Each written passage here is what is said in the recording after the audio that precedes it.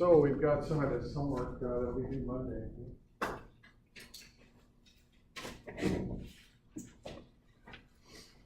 So you have the answers in Moodle. Remember that.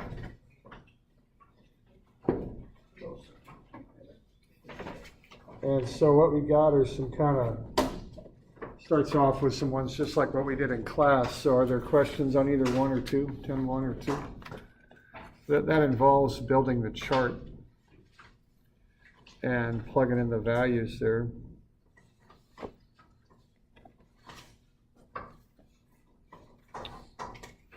So we okay on those ones?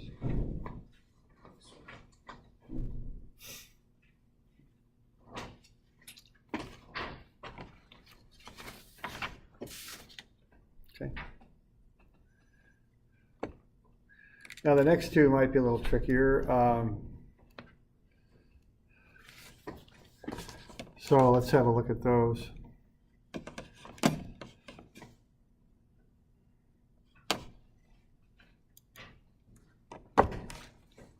About 10.3, are we okay with that? I mean, all 4 of these are based on building that chart.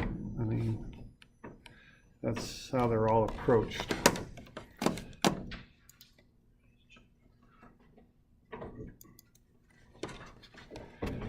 So 10.3, you're going to have, and what you got there is elevation, pressure head, and velocity head, and total. And then you've got A and B. And then you've got the head loss in between. Now when you're doing this, that's a flat pipe, so there's no elevation change, right? You can get the 2 pressure heads. Now the velocity head, that looks like the same size pipe going through. So I don't think you're going to see any change in velocity heads. So what you add at A, you'll take away at B, so to speak. So the velocity head doesn't matter, it just cancels. All right. So that's how I would set that thing up. Head loss ought to be about 25.41 feet. There's other ways. There's a lot of ways to do this. You could do it more ways than how I'm showing you, but what you're looking for on that is 25.41.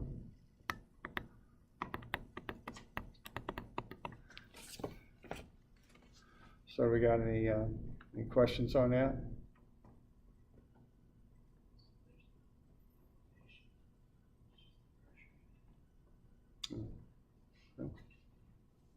So what you're doing basically on that is you're going to back in and solve for that one. That's what you're going to do. You can find these two, the total heads, so you can figure out the head loss if you've got the total heads. Okay.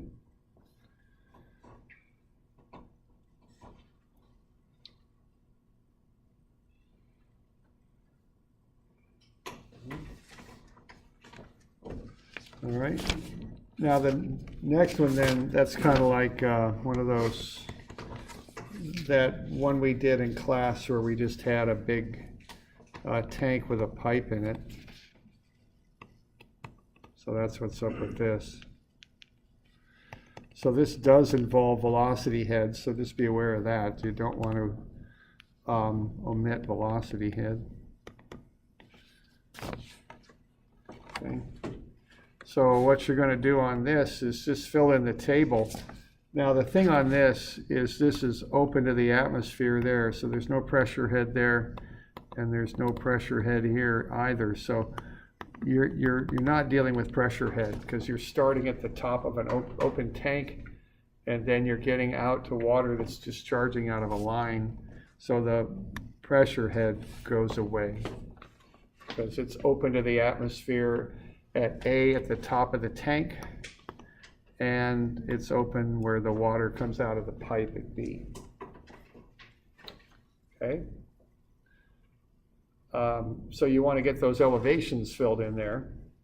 Now the velocity head is going to be a factor on this. So I think initially on the tank, you don't have any velocity head. Think of like a big swimming pool or a clarifier or something like that. The water does not move fast up the top of one of those at all. So the velocity head will go to 0. And then you've got the head loss there. So I think what you're going to do is you're going to work through this and find that the velocity head is 5 feet. Okay? So that's basically what's going to happen here.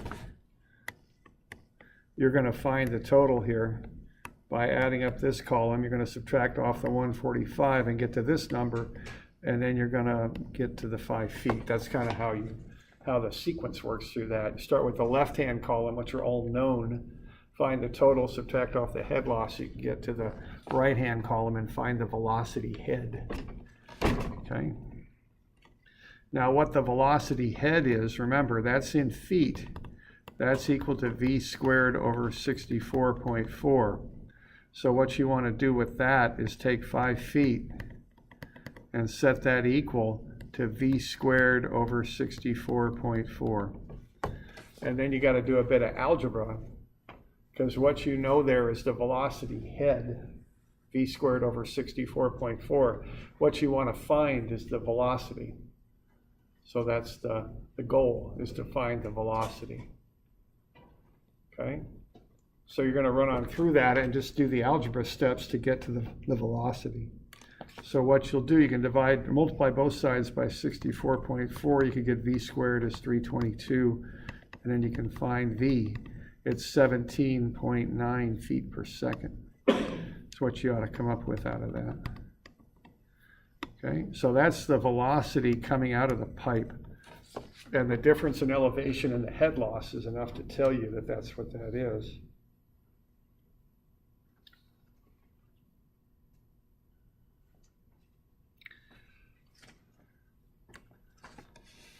Now, once you've got that, what you want to do next here is find the area that it's pushing through, because the goal here is to find the velocity. We got that. But the next thing is to find Q. Now, what Q is V over V times A. Now, what A is going to be is pi times the radius squared. But what the radius is going to be is 0.0833 feet squared. So you can get the area. And that ought to come out to be 0.0218, I think it is, square feet. All right. So you got to watch your units on this one, because pipe sizes in this country are called out in inches. So you got to get that into feet, find the area corresponding to that pipe size.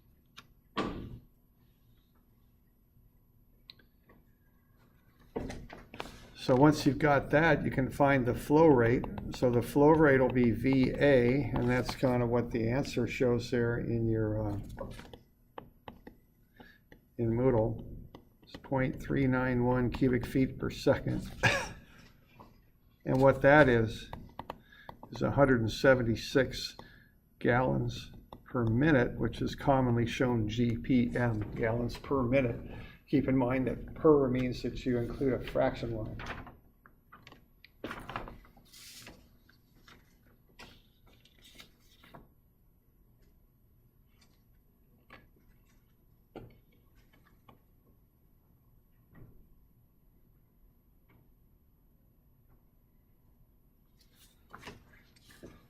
All right.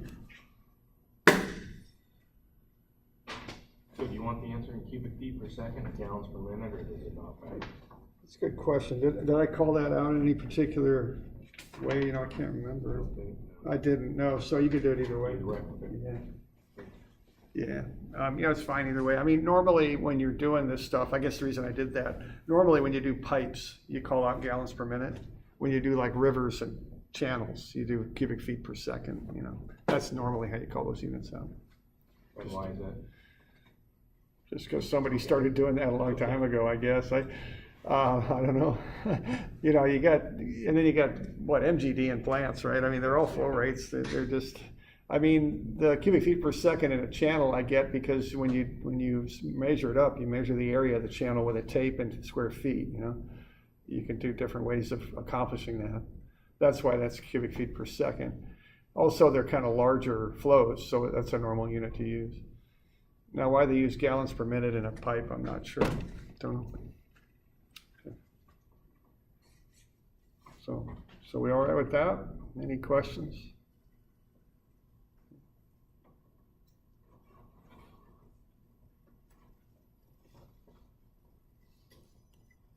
Okay. Now 10.5 is next. Now, I handed back chapter 9 to you, purposely, quickly, because it's a fair amount of work getting through all this stuff. And so you've already done a lot of it on 9.5. So what you've got on 9.5 is some information that'll help you with this one, okay? Because if you take 80 gallons per minute, if you start there, now keep in mind, GPM, the P means per, and that means put a fraction line in. So 80 gallons per minute is like that. So what you would do then is take a minute, 60 seconds, and 7.48 gallons is 1 cubic foot. See, when we're doing flow rates, we want, gallons per minute are hard to work with because we want to do Q equals VA. So we want everything in feet and seconds.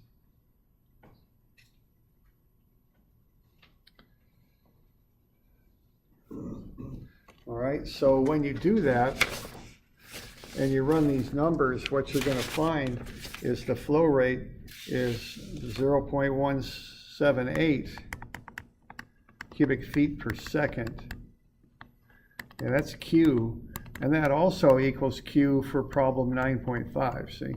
So that's kind of handy.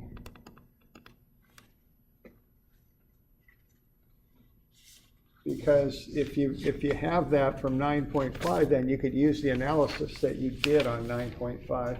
And what you have on 9.5 is that VA is equal to 3.631 feet per second. And VB is 32.7, okay? So my intent of doing this is just to save you from having to do this stuff, a second time. You've done it once, hopefully you can work through that, okay? So those are the velocities, and that's based on the fact that we have the same flow rate in both problems and the same size of pipe. That's the idea, okay? All right, now if you got that, what you can do next is start to fill in the table. Okay, so what you want to do is find V squared over 64.4 for both of these. And for this one, it's 0.20, and V squared over 64.4 here is going to be 16.60. Okay. So now you got the velocity heads. And that's kind of the biggest part of that problem, is understanding that the velocity heads make the biggest difference here. That's the whole purpose in setting up this piping system like that.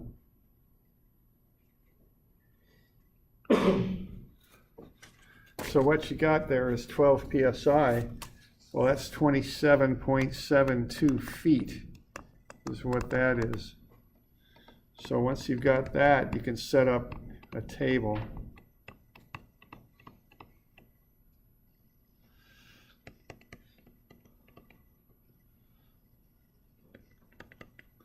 So you're going to have A, head loss, and then B. And then you go ahead and do that. So you don't have any elevation, right? I mean, there's no elevation going on there that you need to concern yourself with. Head loss is 0, so that's easy. The pressure heads matter, so this will be 27.72, and that'll be 0.2. So your total here is 27.92, so that'll be the total over there, see? So that's the energy you've got to work with.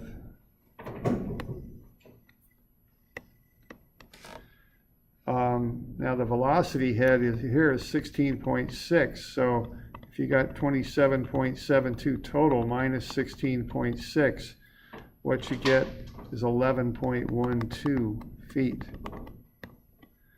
Okay. I got a bust there, 11.32, because I made that that should be 9.2 there, so it's 11.32. And when you convert that, that's 4.9 psi. Okay.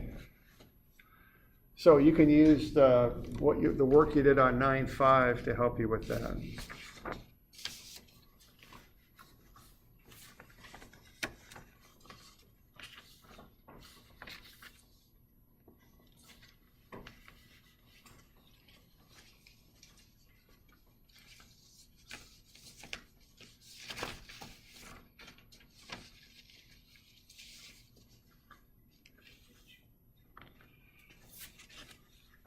We're doing all right with that?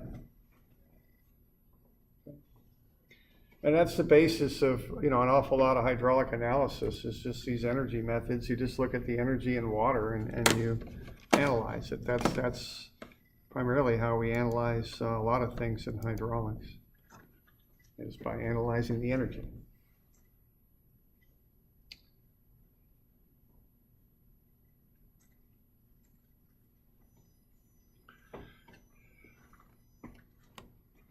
Okay.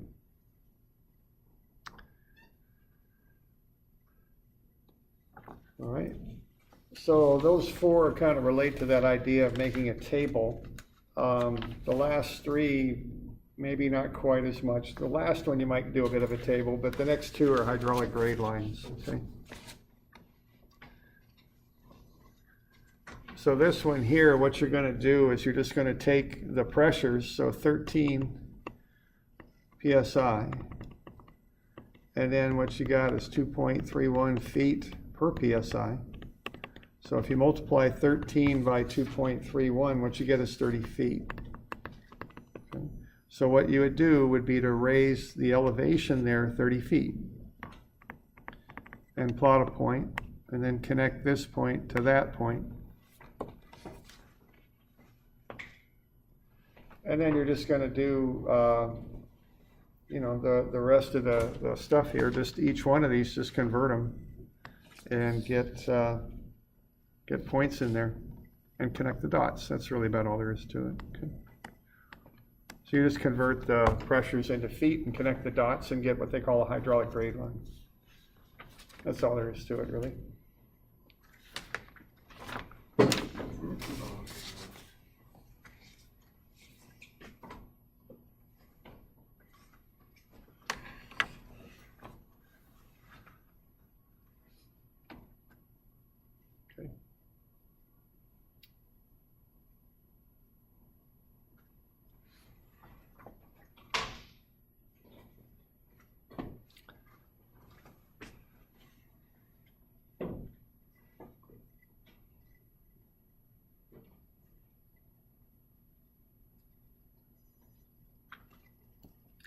Okay, then the last one is, again, I think of it as being like a hydraulic grade line kind of problem is probably the best way I could think to approach that. Okay.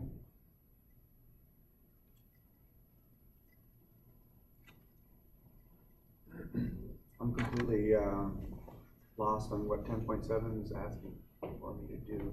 Do I need to make a chart and then come up with numbers? 10.7 is just sketch a hydraulic grade line. So just tell me what it would look like, what you think it would look like. There's no numbers you need to use for 10.7. It's just two points, two dots to connect. I guess you could think of it that way. Yeah, you could kind of use the valve as your other reference point. Yeah. Okay. So one of them, I want the hydraulic grade line for an open valve, and the other if the valve is closed. And just give me what you think the hydraulic grade line would look like in those cases. Okay. You got any other questions on that one?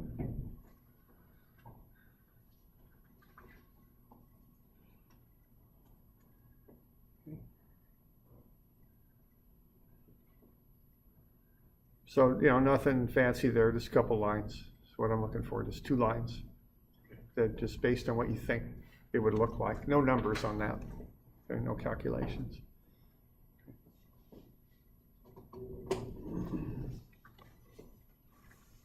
All right. So this next one here,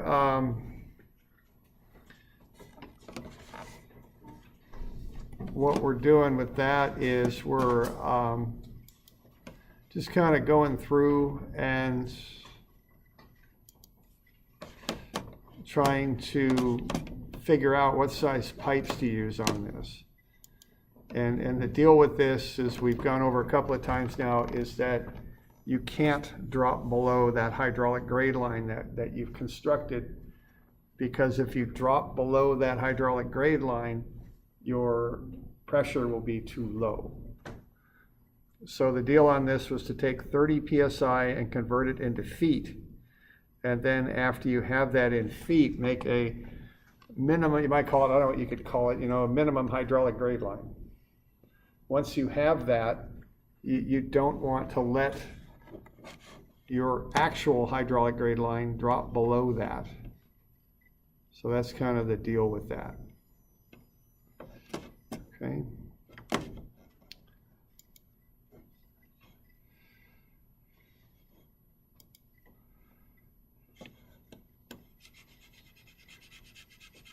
So what we determined for that first run of pipe is you couldn't drop below 559.3.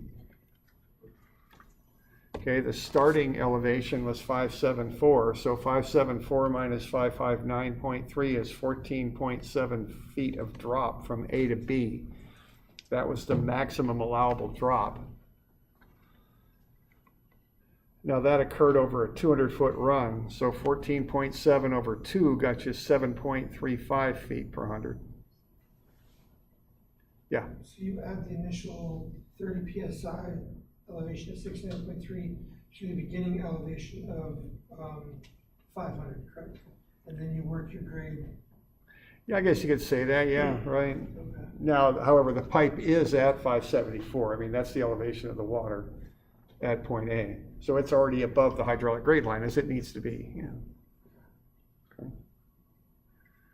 So you're going to put in a minimum hydraulic grade line is kind of the idea here.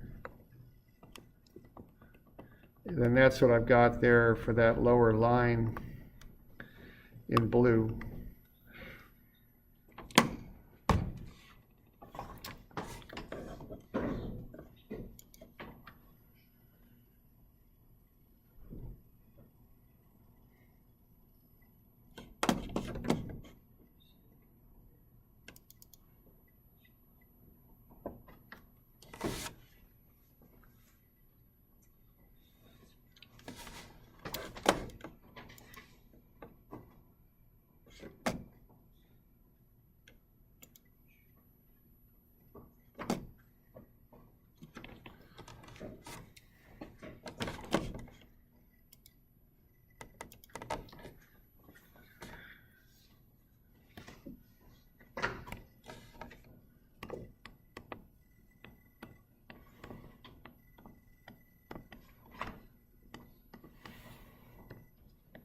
Okay, so this line that I'm making kind of scratch there, wavy, you can't go below that line. So what you want to do is start at 574 and look at using different pipes, seeing what the head loss would be, and then create your own hydraulic grade line for the pipes that you pick. And just be sure that your hydraulic grade line stays above the blue line. That's the idea. And there's different pipes you can pick. Your goal here, as engineers do, is to find the cheapest solution that will meet the criteria here. So just be sure whatever pipes you pick, that your hydraulic grade line stays above the scratchy blue one.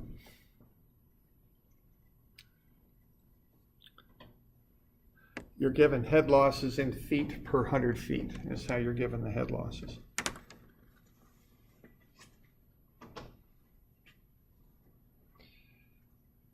So we got any questions on that?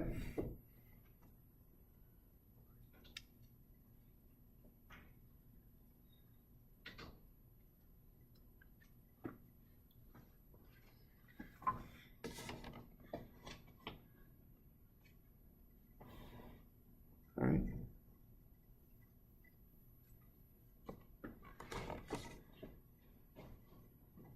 So there you go. So that's, this stuff's due Monday. Okay.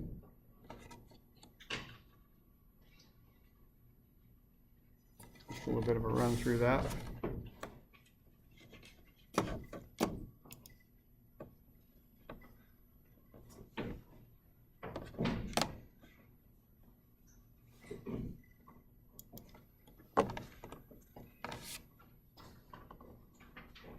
Okay.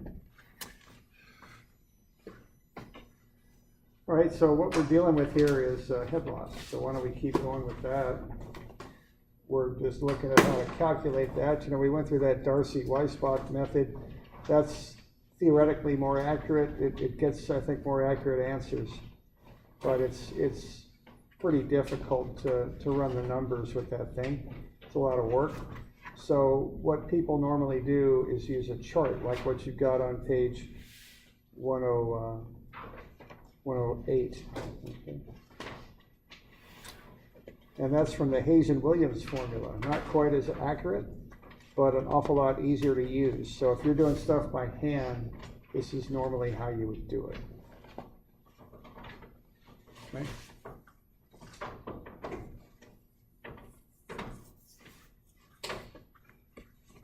So what you do is you just find your pipe size and your flow rate. Now, if we look at this chart, this is head loss in feet per 100 feet, velocity in feet per second for C100, and pipe size is the inner diameter of the pipe.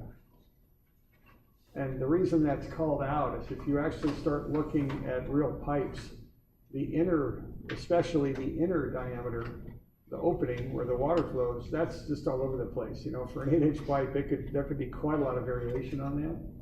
You know, it isn't just because they call it 8-inch pipe, that does not mean that the interior hole is always 8-inch diameter. That's not really what that means. There's a lot of factors that go into that. And even if the manufacturing quality control isn't really good, I mean, the same pipe manufactured by the same manufacturer can have different pipe diameters for different, you know, for the same pipe. If they made one run of it on Tuesday and the next run on Friday, they could be different, you know. But don't worry about this stuff, you know, head loss and all this stuff, it's not an exact science, okay? So I don't worry about it too much, okay? All right, so what you do is you find your pipe size and your flow rate, you take the middle reading, the head loss, and then factor that up for however long your pipe is. And I just do it, remember the head loss is in 100 foot per 100 off this chart, so you multiply your head loss by however many 100-foot lengths of pipe you got. So in this example, we had 376 feet of pipe. So we multiplied our head loss per 100 by 3.76. So that means 3.76 100-foot lengths. And that got us 2.29 feet total head loss. Okay, so that's the idea. Okay. Okay, well, let's just do a couple more. So how about 8-inch pipe? 1,200 gallons per minute. C100, 72 feet of 8-inch pipe. And this stuff's all in your book. These problems are on 109.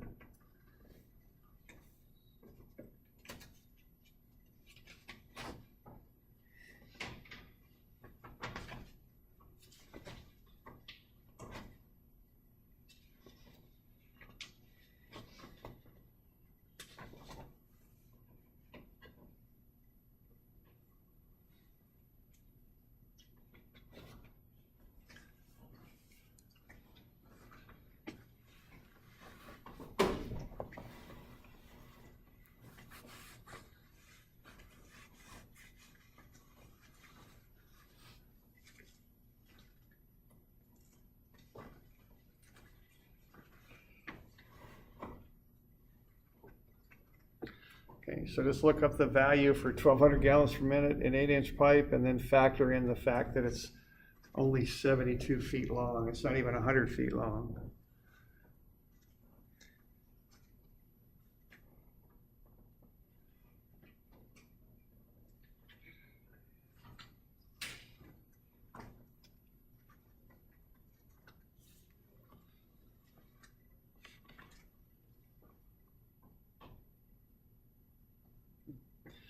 I got about 2.98 total, is what I got. Okay. Y'all okay with that? Oops. So when I look up the 1,200 gallons and 8-inch pipe for C100, I get 4.14 feet per 100.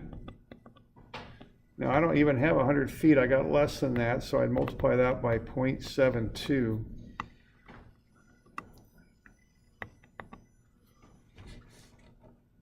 And that's 2.98 feet.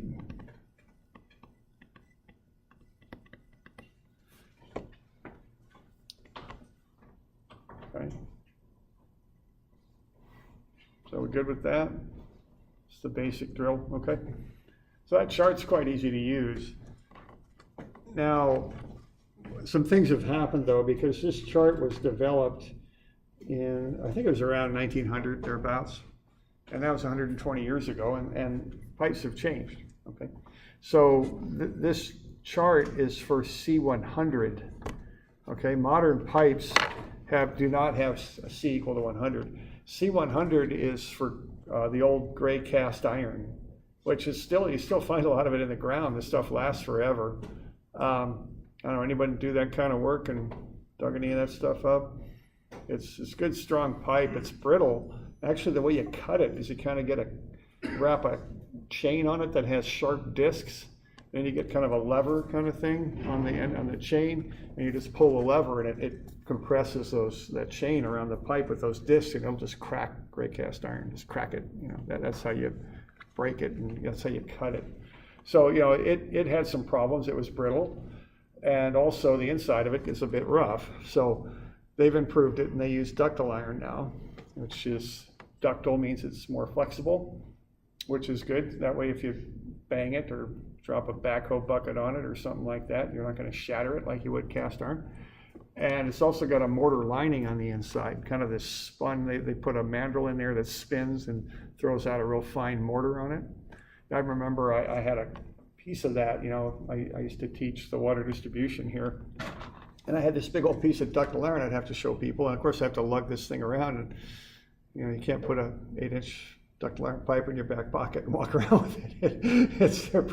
They're pretty heavy. So I picked this thing up and took it to a machine shop, and asked them if they could cut it for me, and they got through the iron just fine. But man, they hit that mortar liner, and they had a reciprocating kind of hacksaw like they got, one of those mechanical ones, and that saw really started to bog down once it hit that mortar lining, and it took quite a while to cut that pipe. I ended up buying them a new blade because it totally burnt that blade out going through that stuff. So, okay. So I just cut off a little piece so that way I didn't have to carry around a big chunk of ductile iron with me. Mortar, is that like concrete? Yeah, it's concrete without the rocks. It's just sand and cement and water, kind of. So it's finer and smoother than like concrete. Yeah. So. Okay, so modern pipes have C at 140 or 150. Ductile iron pipe has a C of 140 generally. Plastic can be up at 140 or even 150. Okay.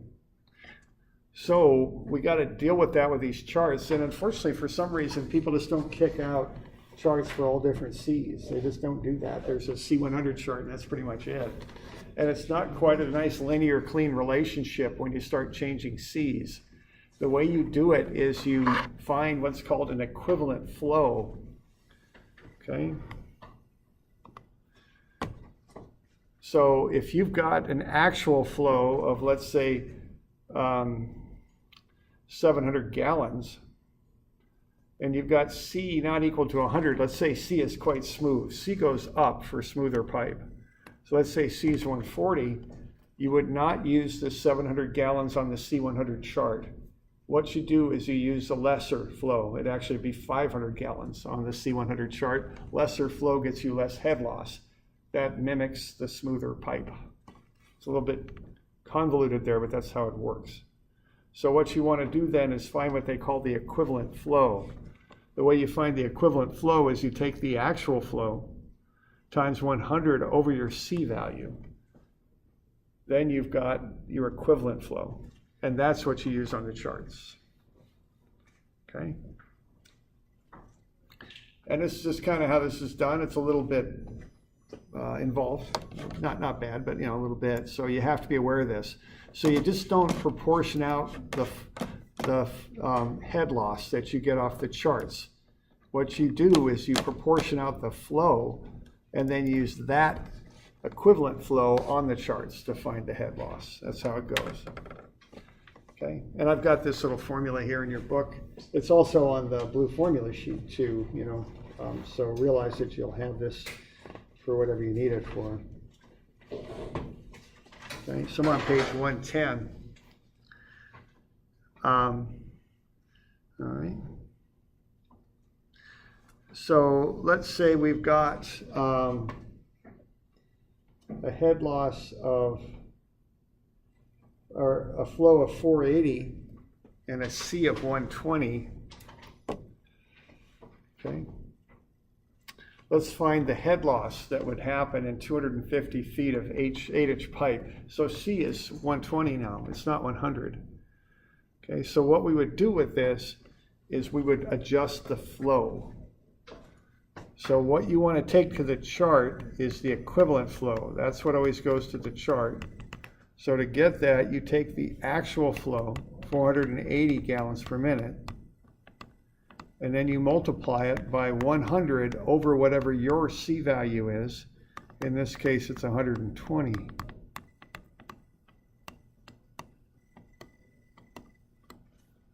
So what you would get out of that would be 400 gallons per minute. Okay.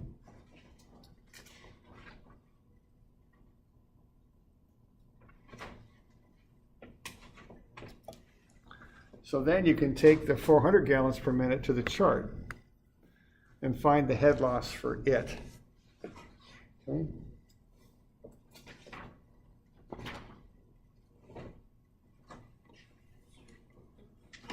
So if you go to the chart with C100 for this lesser flow, it'll get you the same head loss for C120 for the higher flow. That's the deal. Okay. So what we got here is 400 gallons per minute, 8-inch pipe.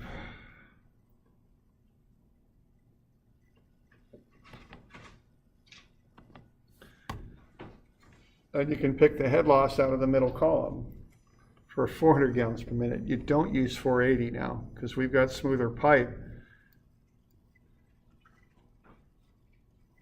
So we use 400.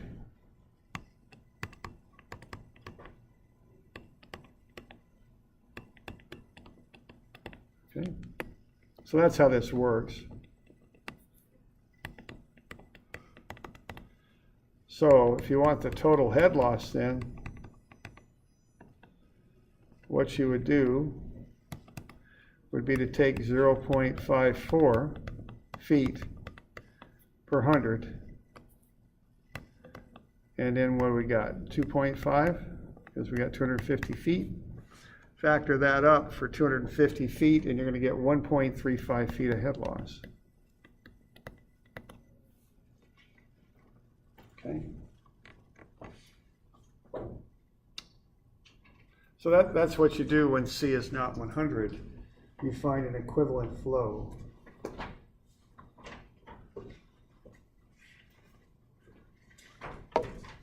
Okay.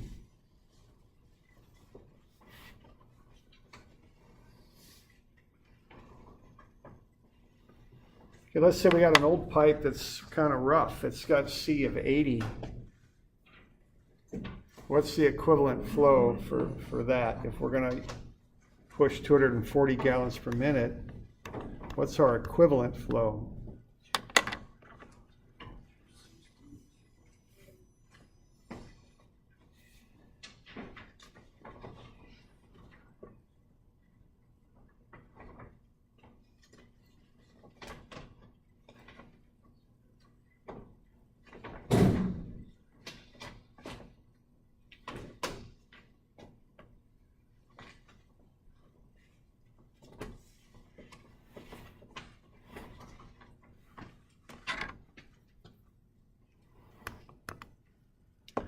Okay, so just adjust that flow for the fact you've got C180. Use the formula down here. Then find the head loss for the adjusted flow. That's the drill on this.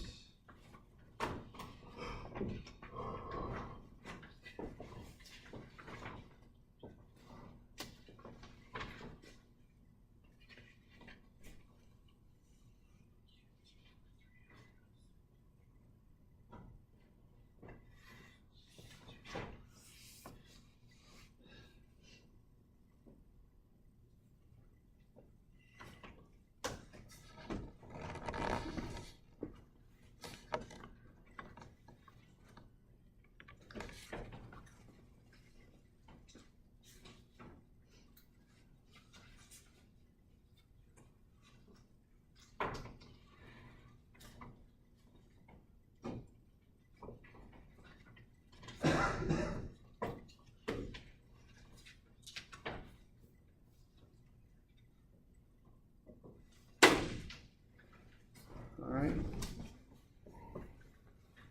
Get to 300 gallons per minute? Is that what you got for equivalent flow? Because you got 240.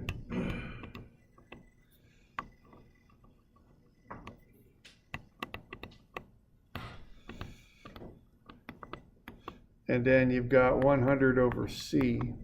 C's 80. So that gets you 300 gallons per minute. So now, if you want to find head loss, you use 300 gallons per minute. That's how it works. Okay. So you got rougher pipe.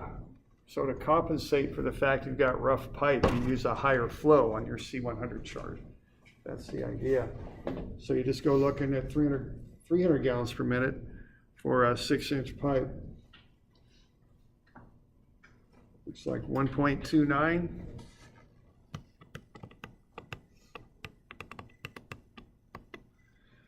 And what, 512 feet?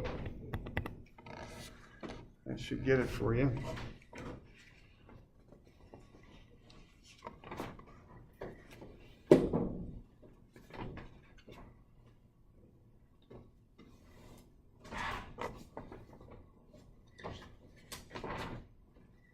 So 6.6 feet.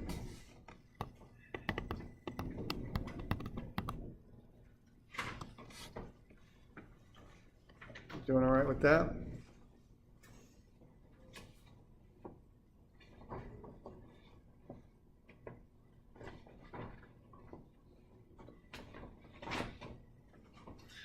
All right. So we good with that? So we can get C for 100, head loss for C100. We can get head loss for C when it's not 100.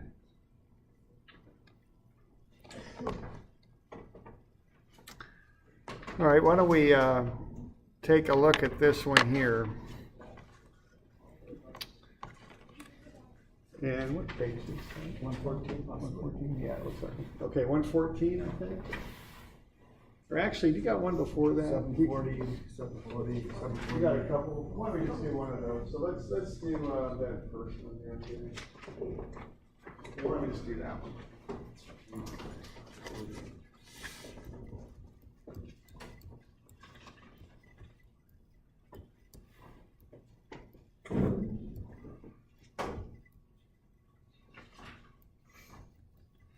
So what we got on that next one is we just have a pipe that has a pressure of 200 psi in it, and we want to figure out what the pressure is going to be downstream on the pipe. So why don't we just do that real quick and figure that out. See, what we can do this time that we couldn't do before is now we have we can find head loss. See, that's what we can do now.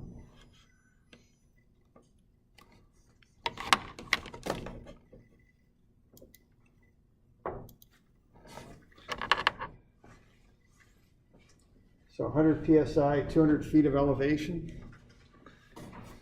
Yeah, I'm on page 112, I think, 112. Okay.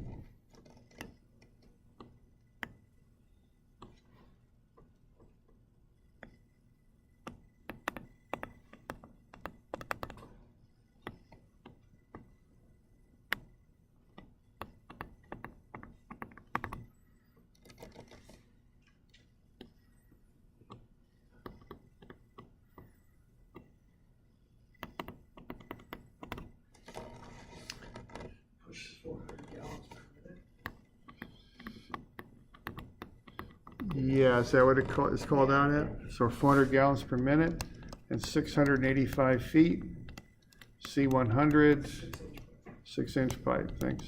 There we go. It'd be easier to tell you when you're typing. Okay. Keep looking down. Yeah, I'm kind of trying to figure that out, so thanks. Okay, so there we go. So now, this is just like what we did earlier, you know, it's just now you can find the head loss. So 400 gallons per minute, 6-inch pipe, C100, you can look at the head loss chart on 108, and you can find the head loss for that.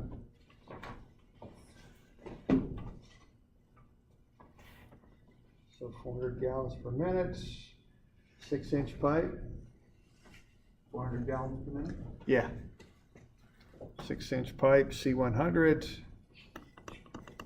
and 2.20 feet per 100 feet.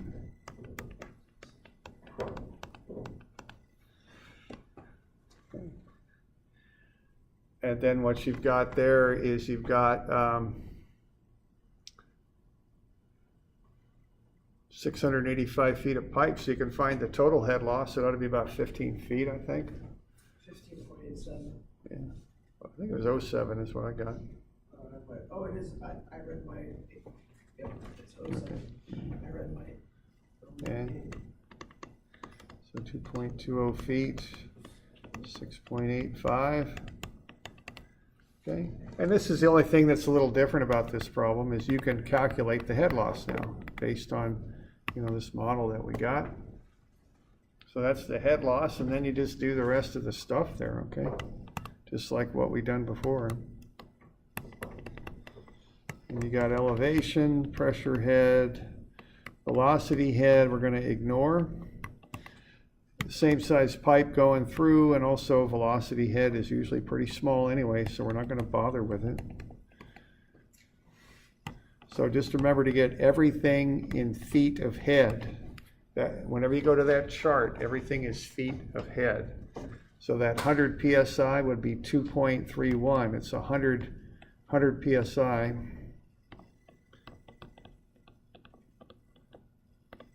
Times 2.31 feet per psi.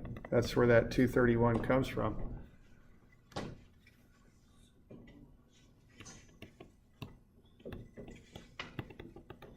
So 437 feet of energy total. Nope, 431. I guess my one looked like a 7. No velocity head. No, because we're going to ignore velocity head. You're told to do it right in the problem statement, which I guess is the main reason why we're ignoring it. But the other thing is, the reason that's in there is, one, these velocities are usually low. They're not going to add much velocity head anyway. The other reason is I've got one pipe going from A to B. I've got no indication it's changing size. So the velocity at A equals the velocity at B, so they're just going to cancel out anyway. So rather than going through the whole rigmarole of finding the velocity and putting it in there, I can just ignore it. And see, we could find it pretty easy. I mean, we could just find the velocity off the chart, you know. Remember, you got that chart now. You don't have to do the calcs. You got that chart. Square it, divide it by 64.4, but I'm going to have the same number here as I got over there, so why bother, you know? All right. The more X's, the better. Yeah, right. X's are good. Okay. Then we got 1507 a head loss, so take that away. Or 1593. 120 for elevation. Or 1593 minus 120. Would be 295.93. And just convert that back into pressure, you ought to come up with about 128 psi. So going down that hill, it picks up some pressure. It overcomes the head loss. You know, you get more pressure. You get a pressure buildup, you know, despite the head loss. Okay.